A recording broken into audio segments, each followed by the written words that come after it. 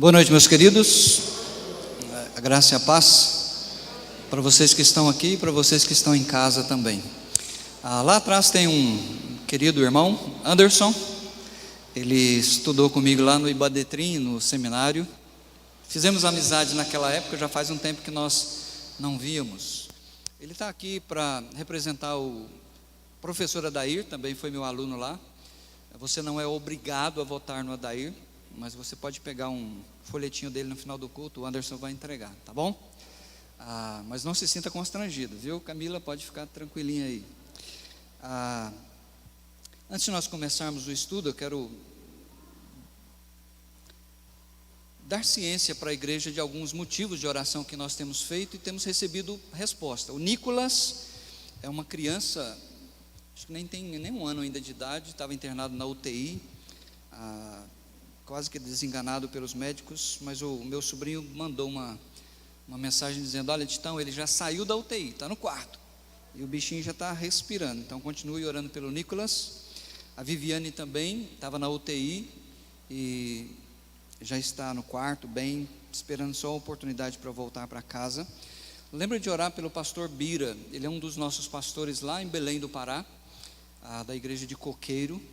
A esposa dele está com Covid, e ele tem sérios problemas de saúde, então ele teve que ser apartado da esposa. A esposa está internada, ele não pode nem visitá-la, porque os médicos já disseram: se ele pegar Covid, vai ver Jesus antes de nós. Mas ore por ele, ore pelo pastor Bira, pela Meire, que é a esposa dele, e também o nosso irmão João, hoje não está muito bem, por isso que ele não está aqui conosco, João Batista. Esteja orando pelo Sou João, é o nosso irmão. E eu quero pedir a Cida, pede oração pelo netinho, o neto dela, que vai fazer uma cirurgia também. Então abaixe sua cabeça, vamos ter mais uma palavra de oração. Bondoso Deus, que privilégio nós como igreja estarmos reunidos aqui mais uma vez. Queremos colocar diante do Senhor esses motivos, orar pelo netinho, pelo Nicolas, a Viviane, o pastor Bira e a sua esposa Meire. Pedir, Deus, que a tua boa mão esteja sobre a vida deles e de tantos outros, que às vezes a gente nem fica sabendo, irmãos amados que estão passando por dificuldades. Pedimos a tua boa mão sobre essas próximas eleições também, que aqueles que o Senhor quer, Pai, possam estar lá, para de alguma forma que a nossa capacidade não consegue vislumbrar, mas que possam fazer um bom trabalho, para que a nossa nação possa melhorar. Então nós colocamos esses motivos em tuas mãos, agradecemos por toda a igreja que está aqui, pela igreja que está em casa acompanhando, e nós pedimos que esse momento agora seja oportuno para que o teu Espírito ilumine a nossa mente para compreendermos a tua palavra. Sê conosco, nós te pedimos, ó Pai, em nome do nosso Senhor e Salvador Jesus, amém? Meus queridos, duas irmãs estavam conversando, né? Uma falou assim: meu pastor é maravilhoso, ele consegue pregar em qualquer texto da Bíblia. A outra riu e falou assim: o meu pastor é muito mais maravilhoso que o seu, porque ele consegue pregar o mesmo sermão em qualquer texto da Bíblia. Hoje à noite eu quero falar um pouquinho sobre o método de ensino de Jesus. Não é uma filosofia de pregação, embora eu vou tocar nisso, mas eu creio ser muito importante, porque estamos estudando sobre a vida de Jesus. Lembra que o nosso primeiro estudo, eu falei para vocês que o passado está lá, né? Eu falei que o nosso primeiro estudo foram aqueles 400 anos de silêncio, quando Deus não se revelou profeticamente através de nenhum profeta, mas Ele preparou o cenário para trazer ao mundo o seu Messias. Segunda mensagem, nós vimos que Deus se revelou a Zacarias, dizendo: olha, você vai ser o pai do precursor do Messias. E nasceu João Batista. 6 meses depois, Deus visitou uma jovem chamada Maria em Nazaré e diz: olha, você vai ser a mãe, porque você foi agraciada e você vai ser a mãe do Messias. Depois nós vimos, de maneira bem simples, a Bíblia não gasta muito tempo para falar da infância de Jesus. E a última notícia que temos da infância dele, aos 12 anos, ele estava lá em Jerusalém conversando e dando respostas para os líderes. Então Jesus não foi para a Índia, Jesus não foi para a Arábia, ele não fez muitos milagres, porque a Bíblia não relata isso. Mas depois ele apareceu publicamente, depois dos 12 aos 30 anos mais ou menos, ele aparece publicamente em Israel, e ele então é batizado, cumprindo a lei, reconhecendo João Batista como aquele que Deus havia enviado, e ele é tentado. Então ele se apresenta para a nação de Israel como Messias, legalmente e moralmente, porque ele foi vencedor de todas as tentações por cada um de nós. Hoje, semana passada nós estudamos o fato de que Jesus fez o seu primeiro discurso como Messias. Ele leu um texto de Isaías e disse: hoje se cumpriu a Escritura. E aí o pessoal ficou meio bravo com ele, tentaram matá-lo, mas não era a hora ainda dele morrer, nem era o método dele morrer daquela forma. Hoje eu quero ver com vocês as parábolas de Jesus, o método de ensino de Jesus, como ele fazia isso, e é muito importante para nós entendermos. Jesus de fato era um mestre por excelência. Jesus era um baita professor, como nós costumamos dizer. Até mesmo entre os incrédulos, eles são unânimes em afirmar, quando escrevem livros sobre pedagogia ou sobre qualquer assunto, eles citam Jesus como um mestre que soube ensinar. E muitos pedagogos falam sobre a pedagogia de Jesus. Mas o ministério de Jesus, ele foi marcado especificamente por um método de ensino, as parábolas. Ele usou símiles, que são figuras de comparação. Você vai detectar uma símile na sua Bíblia quando aparecer a palavrinha ali como. Por exemplo, Jesus falou assim: olha, eis que eu envio vocês como ovelhas para o meio de lobos. Ele usou hipérbole. Hipérbole é um exagero didático para enfatizar verdades. Almiro, se o teu olho te faz pecar, arranca-o. Zezé, se a tua mão te faz pecar, corta. Marcos, se os seus pés te fazem pecar. Mas ele não está ensinando isso. Ele está usando um exagero para mostrar que é muito melhor você ficar longe de coisas que levam você a pecar e que tiram a sua oportunidade da graça de Deus, do que continuar vivendo no pecado. Então ele fala: olha, é muito melhor, arranca isso da sua vida e viva uma vida legal. Ele falou também sobre metáforas. Eu sou a porta, eu sou o bom pastor, eu sou a luz do mundo, isto é o meu corpo. Mas ele não estava dizendo que isto realmente é o corpo dele. Ele está usando uma metáfora. Isto, esse pão ou esse cálice, representa o meu corpo. Deixe-me dar um exemplo para você sobre parábolas, que foi o ensino maior de Jesus. Um camarada chegou para ele e falou assim: Jesus, o que eu preciso fazer para herdar a vida eterna? A Bíblia nos descreve que ele era um perito na lei, um intérprete das Escrituras do Velho Testamento. E Jesus perguntou para ele: mas o que a Bíblia ensina sobre isso? E aí então ele fala assim: olha, a Bíblia diz que nós devemos amar a Deus sobre todas as coisas, de todo o coração, de toda a alma, de todo o entendimento, e amar o próximo como a nós mesmos. Ô menino bom, disse Jesus, vai e faz o mesmo. Aí ele deu um passo para trás, querendo se esquivar, e diz assim: mas quem é o meu próximo? Jesus poderia ter posto a mão no ombro dele e falar: senta aí, neguinho, vou te ensinar agora. Olha, o seu próximo são os seus parentes, são os seus vizinhos lá perto de casa. Na verdade, seu próximo é o mundo inteiro. Mas Jesus não fez isso. Jesus contou uma parábola. E o método de ensino é tão legal de Jesus, que nós hoje conhecemos essa parábola de cor salteado, e nós sabemos quem é o nosso próximo. Ele contou a parábola do bom samaritano. Ele falou para o cara: olha, um viajante estava descendo de Jerusalém para Jericó, descendo porque geograficamente Jerusalém fica nas montanhas, então ele estava descendo para Jericó. O pessoal da Rocinha lá do Rio de Janeiro deu em cima dele, bateu nele, tomou a carteira e ainda deixou ele semi-morto. Aí veio um sacerdote, olhou e se esquivou e foi embora. Veio um levita, olhou e foi embora também. E veio um samaritano, parou, viu que ele estava machucado, deu água para ele beber, colocou vinho nas suas feridas, tratou dele, colocou ele no seu animal, levou para uma estrebaria, para um hotelzinho da época, com a estalagem. Conheci o dono do hotel e disse assim: olha, eu preciso continuar minha viagem, que eu tenho algumas coisas para realizar, mas tirou 2 moedas, né? Deu para o cara e falou: olha, cuida dele, porque quando eu voltar, eu passo aqui e pago, acerto a conta. E Jesus volta para ele e pergunta assim: qual dos três foi o seu próximo? Para um judeu responder isso foi difícil demais dar conta. Ele engoliu seco assim e teve que admitir: foi o samaritano. Então, as parábolas, elas têm como objetivo confrontar as pessoas, colocá-las contra a parede para que elas tomem uma decisão. Quando ele diz assim, foi o samaritano, Jesus falou: então vai e age da mesma maneira. Tem uma outra parábola para mostrar para vocês, porque não é só no Novo Testamento que nós encontramos isso. Quando Davi pecou contra Batseba e matou Urias, Deus enviou o profeta Natã para conversar com ele. Natã bateu um fio para ele e falou: Davi, queria conversar com você hoje à tarde? Pode. Estou tomando um cafezinho, vem cá. E ele chegou lá no palácio. Davi estava tomando um cafezinho, como um bom mineiro gosta de um café, um queijinho. Os dois sentaram para conversar.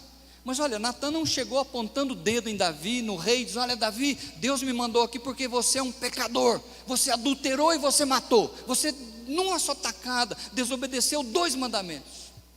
Não, tomou um cafezinho, comeu um queijinho, um bate-papo ali. Ele falou: Davi, deixa eu te contar uma história.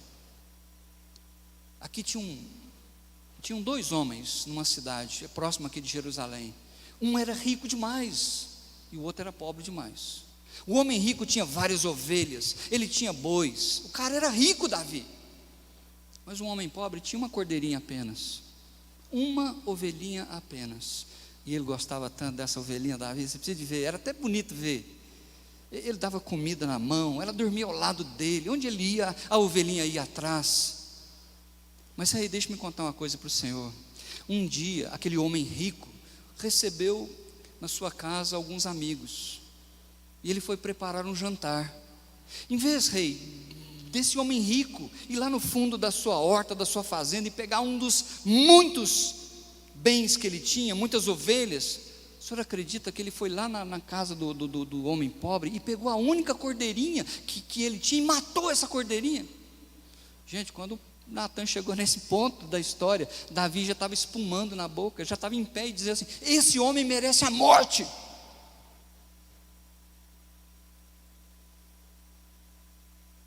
Natã apenas apontou o dedo: tu és esse homem daí. Então veja como que parábolas, histórias, elas ajudam a gente a entender as questões espirituais da vida. Mateus capítulo 13, é o versículo que eu tomei como base do meu estudo hoje à noite com vocês. Lá no versículo 34 diz assim: Mateus 13, 34. A gente vai voltar aqui depois. Jesus falou todas essas coisas à multidão por parábolas. Chegaram aí? Quem está procurando? Jesus falou todas essas coisas por parábolas. Nada lhes dizia sem usar alguma parábola. Então este era o método preferido de Jesus. John Stott, ele é um pastor que já faleceu, ele diz o seguinte num dos seus livros: Jesus foi um mestre extremamente talentoso e seu meio preferido e distinto de instrução foi a parábola. Basicamente o termo parábola significa uma comparação ou analogia, na maioria das vezes em forma de narrativa dramática, ou seja, é uma história, é um drama, que leva você a se envolver com a história, e leva você a tomar uma decisão. Por isso ele fala que as parábolas de Jesus, elas tinham 3 funções. Ele diz que a primeira era ilustrar alguma verdade acerca do reino de Deus. A segunda, como eu já falei, tinha a intenção de levar os ouvintes a uma decisão. E a terceira função, e mais difícil da gente entender, ele diz que essas parábolas tinham a função de ocultar, mas ao mesmo tempo revelar a verdade. E Jesus falou isso. Muitas vezes ele pregou a palavra por parábolas, com o propósito de que os seus ouvintes que queriam matá-lo não entendessem essas verdades. Foi proposital, ele cumpriu aquilo que Isaías diz. Mas esse método de ensino de Jesus tem um padrão. Como eu falei, eu não estou aqui pregando uma filosofia de pregação, mas eu quero chamar sua atenção hoje à noite. Sabe por quê? Quando um professor de homilética, quando eu fiz homilética no seminário e depois quando eu dei aula de homilética, geralmente os pastores ou os professores dizem o seguinte: Luiz, você como professor de homilética, como aluno de homilética, viu, Daniel, você também como um aluno de homilética, você vai pegar um papelzinho e você vai ouvir três pastores diferentes, e você vai escrever o esboço da mensagem desse pastor.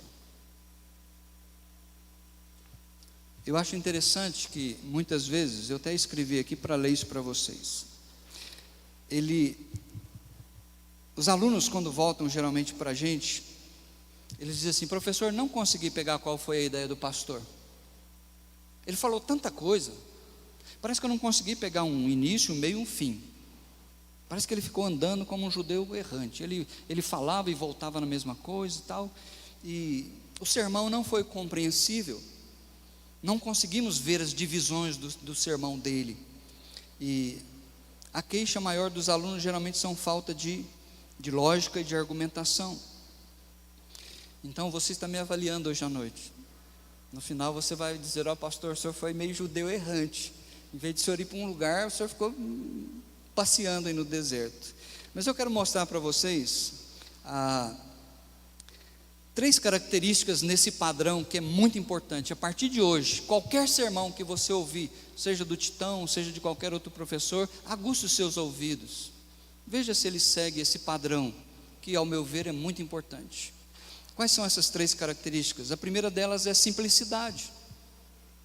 Com simplicidade, não confunda superficialidade. Com simplicidade eu quero dizer ser acessível. O pregador, ele precisa ensinar o seu povo de uma maneira acessível. Ele precisa ensinar de maneira que depois do culto, os irmãos possam vir e dizer: olha, eu entendi essa passagem que o senhor queria ensinar. E era assim o ensino de Jesus. Por isso ele usava o esquema das parábolas. Você está em Mateus, se você não fechou, versículo 34 de novo, olha aí comigo. Jesus falou todas essas coisas à multidão por parábolas, nada lhes dizia sem usar alguma parábola. Por que ele fez isso? Cumprindo-se assim o que fora dito pelo profeta: abrirei minha boca em parábolas, proclamarei coisas ocultas desde a criação do mundo. Então as parábolas, elas têm uma missão nas mãos do professor de ensinar algo desconhecido. Isso é a lei da lição. Na lei da lição diz que quando você vai ensinar algo novo, você tem que começar a partir do conhecido. Você vai do conhecido para o desconhecido. E as parábolas são assim. É uma historinha que te envolve, que você compreende, para a partir dela te ensinar alguma verdade. Simplicidade é diferente de retórica eloquente. Você já ouviu pessoas, político principalmente, você ouve um político na tribuna, ele fala, eu já ouvi bastante, aí chega no final da fala dele, você fala assim: mas que mesmo que ele queria dizer? Ou um advogado muito famoso, ele usa tanta retórica, ele usa tantas palavras difíceis do jargão do direito, que você fala assim: não entendi nada que esse cara falou. Um pastor não pode ser assim. O pastor, ele precisa imitar Jesus, simplicidade, porque a simplicidade significa ser acessível, significa dar aos outros a oportunidade de entender. E mais ainda, Jesus ensinou por parábolas, porque também era um sinal para a nação de Israel de que ele era o Messias. A Bíblia falava isso, que quando o Messias viesse, o método de ensino dele seria um método simples, parábolas, e as pessoas deveriam reconhecer isso. Mas há uma segunda característica que eu acho importante, é a profundidade. Com profundidade eu quero que você entenda verdade. Um sermão, um ensino, ele é profundo se ele é baseado na palavra de Deus. Hoje em dia, infelizmente, os pastores estão sendo tentados a inventar alguma coisa no texto não sei se para ganhar credibilidade, ou para dizer assim, não, o meu pastor você precisa de ver, o cara é o cara. Vocês devem ter ouvido um tempo desses atrás, que um pregador famoso, ele usou João capítulo 4, naquela conversa com a mulher samaritana, e disse que quando Jesus ofereceu água da vida, ele estava oferecendo o esguicho do esperma. Entenderam isso? Porque o cara quer ser tão profundo, ele quer ser diferente de todos, ele quer dar uma interpretação que ninguém deu. E aí esse cara vem dizer que Jesus está oferecendo esperma para aquela mulher. Eu e Etel fomos num culto, e o pastor foi tentado a ser diferente de todos os outros pastores.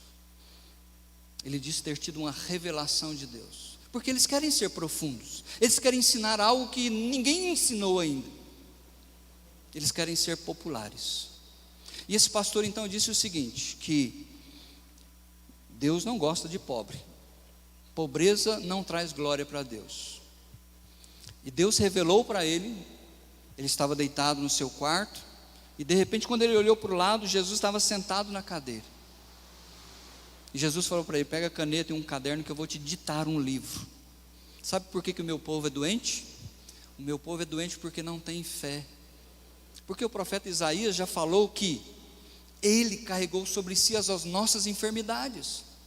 Então se você é crente em Jesus, você tem que viver saudável. E Jesus não revelou para ele escreveu um livro, ele falou que esse livro virou um best-seller e que ele ficou muito rico com a venda desse livro. Jesus ensinou que lá no céu existe um banco de órgãos, tem coração 0 quilômetro, fígado 0 quilômetro, perna 0 quilômetro, e deu a ele, a esse pastor, a graça e o poder de ministrar uma cura. Então ele ordena aos anjos de Deus que vão lá, traz um coração bom e faz uma cirurgia espiritual.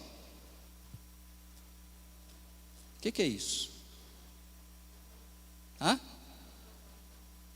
Isso é espiritismo, isso nunca foi evangelho, isso nunca foi a mensagem de Deus para a sua igreja. Então, com profundidade, eu quero dizer a verdade. Vai algumas páginas para mim, aí na frente, você está em Mateus, Marcos, Lucas, João, no capítulo 7, olha comigo, Mateus, Marcos, Lucas, João, capítulo 7,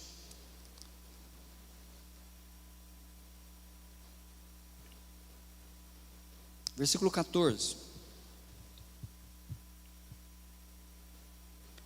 João capítulo 7, verso 14, diz assim, olha, quando a festa estava na metade, Jesus subiu ao templo e começou a ensinar, ele começou a pregar, João 7, a partir do 14, os judeus ficaram admirados, perplexos com o ensino de Jesus e perguntaram, como foi que este homem adquiriu tanta instrução sem ter estudado? Agora preste atenção aqui, meu querido, muitas pessoas acham que Jesus não sabia ler, não sabia escrever, que os apóstolos eram tudo ignorante. Quando eles estão dizendo aqui, como que esse homem adquiriu tanta instrução sem ter estudado, é que Jesus não frequentou uma academia, uma faculdade, ele não é discípulo de nenhum rabino. Por exemplo, o apóstolo Paulo estudou aos pés de um grande rabino, chamado Gamaliel. Então, a pessoa em Israel, o professor, para ser respeitado, ele precisava se identificar. Qual é a escola que você estudou? Quem é o seu orientador? Hoje a palavra-chave é mentor. Quem é o seu mentor? Então é nesse sentido que eles estão perplexos com a sabedoria de Jesus, com a simplicidade e profundidade do ensino dele. E Jesus então responde no versículo 16: o meu ensino não é de mim mesmo, vem daquele que me enviou. Jesus está mostrando que o orientador dele é o Pai. Ele não fala de si mesmo, mas ele teve nada menos, nada mais, nada menos do que o seu próprio Pai como seu orientador. Volta algumas páginas para trás comigo, em Lucas 24, poucas páginas para trás. É uma história que eu gosto muito. Vocês se lembram que Lucas 24, a partir do versículo 13, nós conhecemos muito bem essa história, aqueles discípulos que estão a caminho de Emaús. Lucas 24, a partir do 13.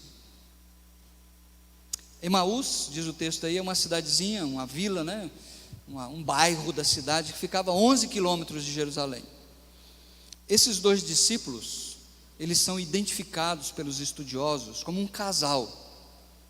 Aguenta as pontas aí. Um casal, um homem e uma mulher, tá? Era Cleópas ou Maria. E Maria, não ou, né?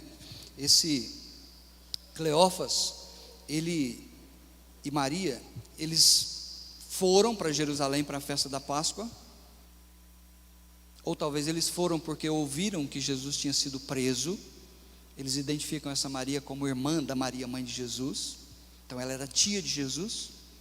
Na sexta-feira, eles viram Jesus ser crucificado, mas eles não puderam voltar para casa. Por quê? O judeu não anda no sábado. Eles tiveram que pernoitar em Jerusalém. Então no domingo pela manhã tomaram café, alimentaram e estavam andando em direção à casa deles, tristes, abatidos, olhando para baixo. De repente, talvez no meio da viagem lá, a Bíblia aqui conta que alguém se pôs no meio deles e começou a perguntar: o que vocês estão falando? E o cara ainda olha para ele e diz assim: será que você é o único que nunca ouviu, que não ouviu o que está acontecendo? Que aquele que a gente achava que era o Messias foi morto. Tá certo, algumas mulheres disseram que ele ressuscitou, mas mulher, você sabe, né? Não é digna de crédito. A gente não pode escrever o que elas dizem. Mas eles foram conversando. O dia já estava declinando. Quando eles chegaram em casa, Jesus fez menção de que ia embora. Eles disseram: não, fica aqui conosco. Vamos entrar, tomar uma refeição. Você dorme, descansa e vai embora no outro dia. E assim fez. A Bíblia diz que eles sentaram à mesa e a Maria pôs a comida e Jesus pegou um pão, deu graças, e quando ele partiu o pão, a Bíblia diz que os olhos dos dois se abriram. Eles reconheceram pelo gesto, pelo modus operandi de Jesus, que ele era Jesus. Pum! Jesus desapareceu da presença deles. Eles arrumaram as roupas de novo e voltaram para trás. Mas eu quero ler com você o versículo 32. Olha aí, João 24, 32. O 31 e 32 diz assim, o 30 para você pegar tudo, vamos lá. Quando estava à mesa com eles, tomou o pão, deu graças, partiu e deu a eles. Então os olhos deles foram abertos e o reconheceram. E ele, Jesus, desapareceu da vista deles. Perguntaram então um para o outro. Então o marido perguntou para a esposa e vice-versa: não estava queimando, ou seja, não ardia o nosso coração enquanto ele nos falava no caminho e nos expunha a Escritura? Olha que interessante. A pregação de Jesus era falar, era uma conversa. Ele estava falando. Essa foi a pregação mais gostosa que aquele casal já ouviu na vida. Foi uma conversa. Jesus foi expondo as Escrituras para eles, mostrando que a Bíblia falava do sofrimento do servo, da morte e da ressurreição. Profundidade tem a ver com verdade, não com grito, não com mentiras. Jesus disse: conhecereis a verdade e a verdade vos libertará. Agora, vai para frente de novo aí, João capítulo 8. Deixe-me ler alguns versículos aqui com vocês. Eu acho muito interessante isso. João 8, 45. No entanto, Jesus conversando com aquelas pessoas, foi naquele dia em que o debate foi muito intenso. Jesus falou que eles eram filhos do diabo, e eles estavam dizendo que eram filhos de Abraão. E aqui diz assim no finalzinho: no entanto, Jesus falando para eles: vocês não creem em mim. Qual a razão? Porque lhes digo a verdade. Por que nós temos tanta dificuldade de aceitar a verdade? Parece que é tão mais fácil aceitar a mentira, parece que a mentira brilha nos nossos olhos, parece que ela salta na nossa frente. Jesus está dizendo: olha, vocês não creem em mim porque eu estou dizendo a verdade. Versículo 46: qual de vocês pode me acusar de algum pecado? Se estou falando a verdade, por que vocês não creem em mim? Aquele que pertence a Deus ouve o que Deus diz. Vocês não ouvem porque não pertencem a Deus. Esse é o padrão que nós precisamos seguir: simplicidade, profundidade e, por último, autoridade. O ensino de Jesus era um ensino cheio de autoridade, e com autoridade eu quero dizer conteúdo, essência. Você pode falar 2 horas e não dizer nada, mas você pode falar 10, 20 minutos e ter uma palavra que edifica a vida da igreja. Volta comigo aí para João. Você está em João? Agora é pertinho. Volta 2 páginas, capítulo 7. Eu acho tremendo essa passagem aqui. Você vai entender o que eu quero dizer com autoridade. Lá no versículo 30 do capítulo 7, diz assim: lembra que Jesus vivia numa tensão muito grande com a liderança religiosa. Eles tinham ciúme, inveja de Jesus por causa da publicidade dele, porque as pessoas sempre estavam em volta dele. Versículo 30 diz assim: então tentaram prendê-lo, mas ninguém lhe pôs as mãos, porque a sua hora ainda não havia chegado. Assim mesmo, muitos dentre a multidão creram nele e diziam: quando o Cristo vier, fará sinais milagrosos, fará mais sinais milagrosos do que este homem fez.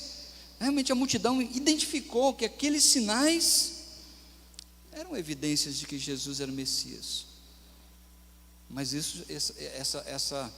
essa fala da multidão chegou lá para a liderança. Veja no versículo 32: os fariseus ouviram a multidão falando essas coisas a respeito dele.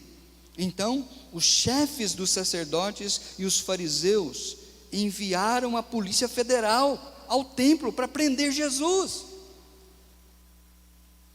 E o japonês da federal foi lá para prender Jesus. Versículo 44 diz que alguns chegaram lá e até queriam prender Jesus, mas ninguém lhe pôs as mãos. Agora, o que eu acho tremendo é que a Polícia Federal voltou para casa de mãos vazias. E quando eles chegaram lá, que os líderes falaram: cadê o homem? Olha o que eles respondem, versículo 45: finalmente, os guardas do templo voltaram aos chefes dos sacerdotes e aos fariseus, os quais lhe perguntaram: por que vocês não o trouxeram? Risca esse versículo agora na sua Bíblia. Olha o que eles falaram: ninguém jamais falou da maneira como esse homem fala. Ninguém. O ensino dele não é um ensino qualquer, é algo simples, foi acessível, nós entendemos. Foi profundo, porque a palavra desse homem é a palavra de Deus, e tem conteúdo, tem autoridade, substância. Jesus não é um stand-up gospel. Hoje está em moda, pastores stand-up gospel, gosta de fazer o povo rir. Não precisa ir lá, mas só preste atenção. Nós já estudamos esses textos. Lucas 2,47, não precisa ir lá. É o texto que fala que Jesus tinha 12 anos e estava lá no templo. E o registro de Lucas é o seguinte: todos ficavam maravilhados com o seu entendimento e as suas respostas, desde pequeno. As pessoas perceberam que a autoridade na fala de Jesus era significativa. Lucas 4,22, aquele texto em que ele estava em Nazaré e pregou o seu primeiro discurso, o primeiro sermão, quando ele disse que ele era o Messias, que se cumpriu nele as profecias. Então todos ficaram admirados com as palavras de graça que saíam da sua boca. Mateus capítulo 5, 6 e 7, Jesus prega aquele sermão que nós conhecemos como o Sermão do Monte. ao Sermão da Montanha, algo tremendo também. E ao final, preste atenção, as pessoas ficaram maravilhadas com o seu ensino, porque ele ensinava com autoridade e não como os mestres da lei. Houve um reconhecimento da população de que o ensino de Jesus tinha autoridade, não era judeu errante falando sempre a mesma coisa. E Mateus capítulo 8, num dos milagres de Jesus, naquele vendaval que os discípulos estavam no barquinho tal, Jesus se levantou, repreendeu o mar e o vento, e houve uma tranquilidade, uma bonança, e os discípulos falaram: quem é esse homem que até os ventos e o mar lhe obedecem? Então, a meu ver, se nós temos que olhar para Jesus como modelo de vida, nós temos que olhar para ele também como um modelo, como um padrão de ensino. E seja como pastor, seja como um professor de escola dominical, seja como um irmão em Cristo compartilhando a palavra, seja simples, não tenta rebuscar as coisas, seja simples, seja profundo, no sentido de falar a verdade, porque é a verdade que vai libertar as pessoas. E fale com autoridade. Falar com autoridade é falar em nome de Jesus, não a sua revelação, não o seu sonho, não a sua opinião. Para finalizar, deixe-me concluir contando algumas ponderações. Quantos de vocês já ouviram falar de João Hus? Ele era um boêmio, não é que ele tinha uma vida da noite, não. Boêmia é hoje onde nós conhecemos como República Tcheca, Europa Central. Ele era um sacerdote romano, um padre. E ele foi influenciado pelos escritos de um outro João, John Wycliffe, que era professor na Universidade de Oxford. E nesta época, século XIV, o João Hus, ele já tinha se formado e era professor na UFO, na Universidade Federal de Praga. E ele foi tão impactado com as mensagens de João Wycliffe, e ele começou a estudar os evangelhos, e ele ficou maravilhado com o ensino de Jesus. Sabe por quê? Porque quando ele rezava as missas, as pessoas não entendiam nada que ele falava. Era muita burocracia no culto, era muito ritual. Mas ele começou a dizer: puxa, mas Jesus andava nas ruas, sentava com as pessoas, olha aqui, ele falava coisas cotidianas, coisas do dia a dia. E ele fez isso. Ele saiu às ruas de Praga, começou a conversar com as pessoas, começou a contar causos para as pessoas, ensinando a palavra de Deus. Gente, as pessoas começaram a chegar perto dele para ouvir.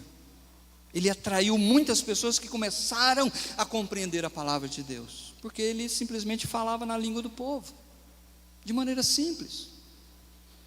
O problema é que isso chegou lá em Roma, e o Papa mandou fechar a igreja dele, permitiu, e ordenou que ele não ensinasse. Mas ele não obedeceu não, ele continuou ensinando. E aí então ele foi chamado para um concílio, foi acusado de herege. Em 1415 ele foi queimado na Praça Tubal Vilela, lá da Boêmia, como um herege. Mas ele deixou um legado, pessoas abraçaram aquele ensino. 100 anos depois, Lutero está afixando na igreja as 95 teses. Ontem, dia 31/10, nós comemoramos 503 anos da Reforma. Por que a Reforma é tão importante para nós? Porque aquele pessoal daquela época não estava aguentando a igreja mais. Eles não queriam mudar a igreja, eles não queriam sair da igreja, eles queriam reformar a igreja, porque eles viam que o ensino tinha descambado. Eles viam a imoralidade dos pastores, dos padres, eles viam a corrupção da igreja, e eles disseram: essa não é a igreja de Jesus não, a gente não quer esse trem para nós não. Só porque a Santa Inquisição era bicho pegando, era muito difícil. Mas a grande verdade é que a igreja trocou a verdade pela mentira, a graça pelas obras. Hoje a igreja está trocando o português pelo falar em línguas. O pessoal naquela época usava o latim. O padre falava o que ele falava, todo mundo no final só dizia assim, amém, mas não entendia nada. A Bíblia fala isso. Se alguém entrar na nossa igreja e todo mundo estiver falando em outras línguas, qual vai ser o proveito disso?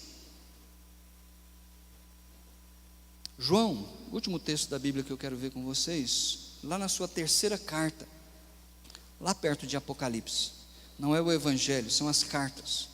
A terceira epístola que ele escreve para Gaio, provavelmente um líder da igreja.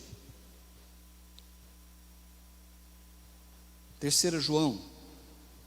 Então veja, no primeiro versículo ele diz, olha, o presbítero, então João se identifica como um pastor, presbítero, ao amado Gaio, a quem amo na verdade. Agora veja o versículo 4 comigo. Ele diz assim para Gaio: não tenho alegria maior do que ouvir que os meus filhos estão andando na verdade. Mas o contrário é verdadeiro. João poderia ter dito isso da maneira negativa. Não tenho maior tristeza, Daniel, do que essa, de ouvir que os meus discípulos estão agora andando na mentira. Então nós precisamos nos alegrar com quem está na verdade, e orar sim, para Deus trazer a sensatez àqueles que se desviaram.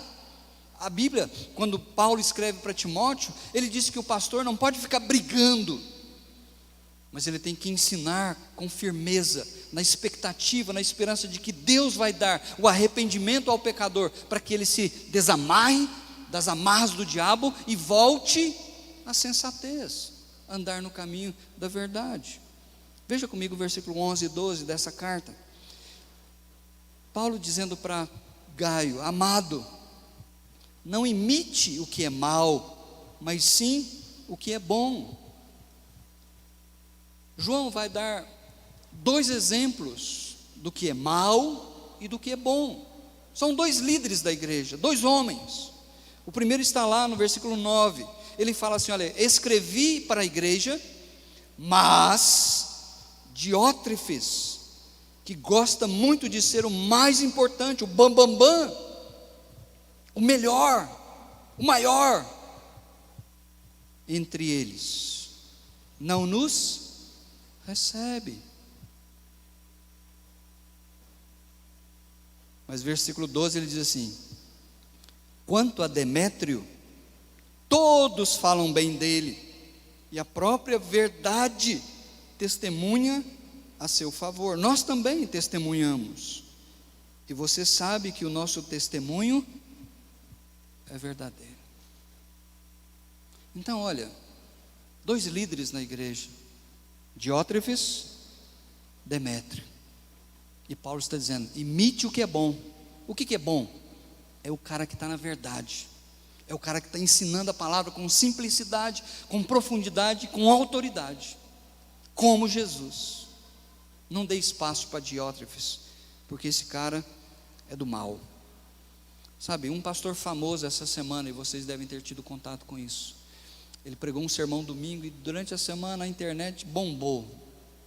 Mas a internet, que eu digo, entre os cristãos, não os incrédulos, porque ele falou algumas coisas assim difíceis da gente engolir para um pastor.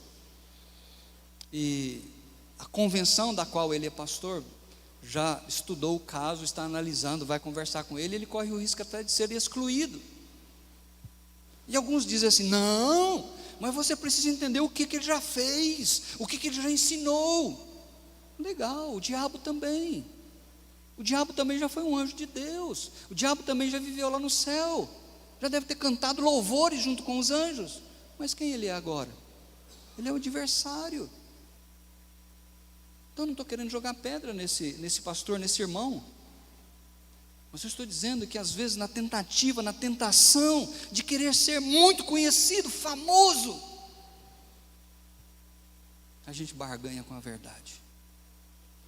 Meus queridos, por último, semana que vem vamos estudar 3 parábolas. Hoje nós não estudamos nenhuma, Nós só ensinamos a vocês que o método de Jesus preferido eram as parábolas.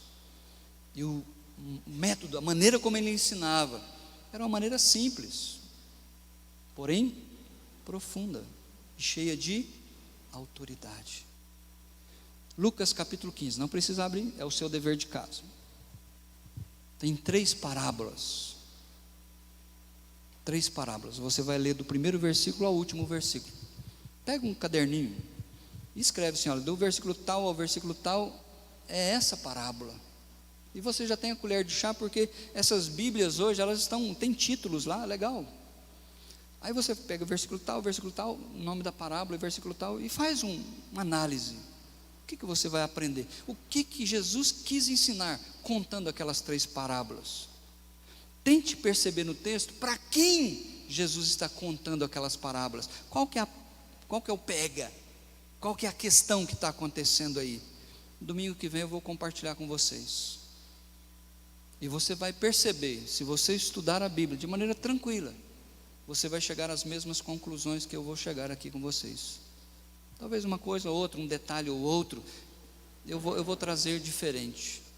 Mas você não pode ir além daquilo que a Bíblia está ensinando. Amém?